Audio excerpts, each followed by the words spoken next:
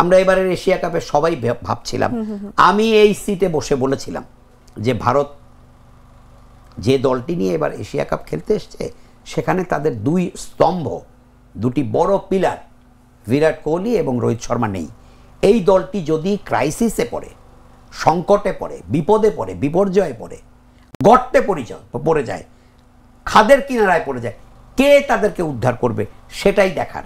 কিন্তু তিলক ভার্মা দেখিয়ে দিলেন যে আমরা এরই মধ্যে তৈরি হয়ে গেছি। কি বলে আপনার সংকটে বিপদে যিনি ত্রাণকর্তা হতে পারেন তিনিই তো বীর। বীর কিন্তু সুসময়ে বীরত্ব দেখিয়ে লাভ নেই। আপনি যখন দুঃসময়ে আপনি আপনার দলকে দেশকে সংকট মুক্ত করবেন তখনই তো আপনি বীর। কালকে তিলক ভার্মা দেখিয়ে দিয়েছেন যে ভারতীয় ক্রিকেটে রোহিত শর্মা, বিরাট কোহলি, রবীন্দ্র জাদেজা, এমনকি ইনফর্ম অলরাউন্ডার হার্দিক পান্ডিয়া না থাকার পরও আমরা ফাইনালে জিততে পারি এবং চাপের মুখে থেকে। টার্গেট কম ছিল 146+, কিন্তু 3 উইকেট হারিয়েছিল ভারত খুব আর্লি। সেখান থেকে তিলক ভার্মা ঠিক একদম সাহসী নাবিকের মতো মাঝ নদীতে যখন তার জাহাজ হাবুডুবু খাচ্ছিল ঝড়ের মধ্যে পড়ে, তিনি কিন্তু অবিচল ছিলেন। তিনি অবিচল থেকে দলকে ঠিক তীরে ভিড়িয়ে দিয়েছেন।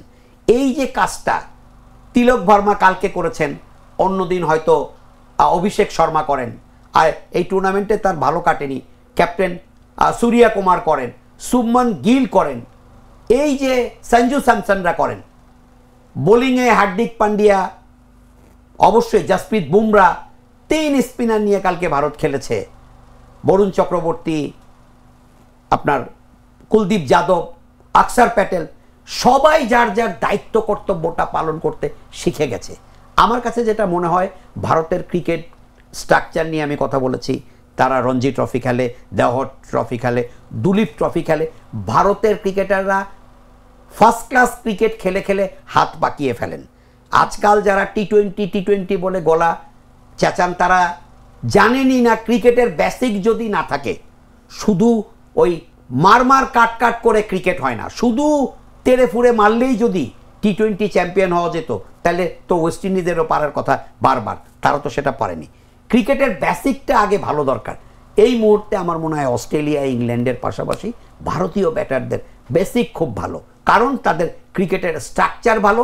প্রত্যেকটা রাজ্যের ক্রিকেট অ্যাসোসিয়েশন থেকে, একাডেমির মাধ্যমে হোক, রাজ্য ক্রিকেট অ্যাসোসিয়েশনের মাধ্যমে হোক, ভালো কোচের আন্ডারে, ভালো উইকেটে, আন্ডার-15, আন্ডার-17, আন্ডার-19 হয়ে পুরো ভারতের এই 140 কোটি মানুষের মধ্য থেকে বাছাই করে ক্রিকেটাররা একেবারে সেই আমাদের যেমন অনেক কিছু একেবারে আমরা বাছাই করে নেই, অনেক কিছু একেবারে তরকারি রান্নার সময় আপনারা যেমন অনেক সময় হয়তো একটা পাত্রের মধ্যে নিয়ে সেটাকে একেবারে পরিশুদ্ধ করে নেন, সেই কাজটা ভারতীয় ক্রিকেট বোর্ড করে দিচ্ছে আঞ্চলিক ক্রিকেট সংস্থাগুলোর সহযোগিতা নিয়ে। তাতে করে ক্রিকেটারদের বেসিক ভালো হচ্ছে।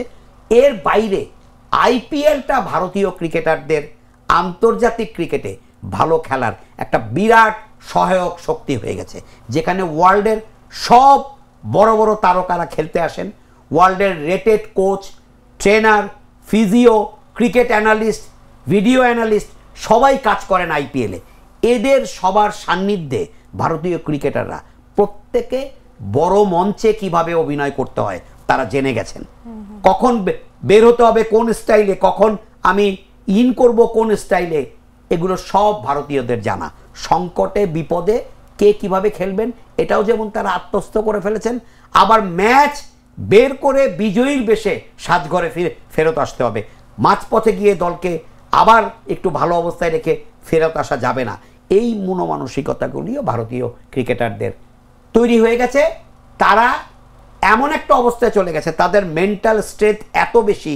আপনি দেখবেন ভারতের বিপক্ষে কালকে পাকিস্তানের সাহেবজাদা ফারহান ওপেনার দারুণ খেলছিলেন, কিন্তু ভারতীয় বোলাররা হতোদ্যম না হয়ে তাকে ঠিক 50-র ঘরে আউট করে দিয়েছেন। আমার কাছে মনে হয় কালকের ম্যাচের সবচেয়ে বড় পয়েন্ট ছিল সাহেবজাদা ফারহানের 52 রানে আউট হয়ে যাওয়া।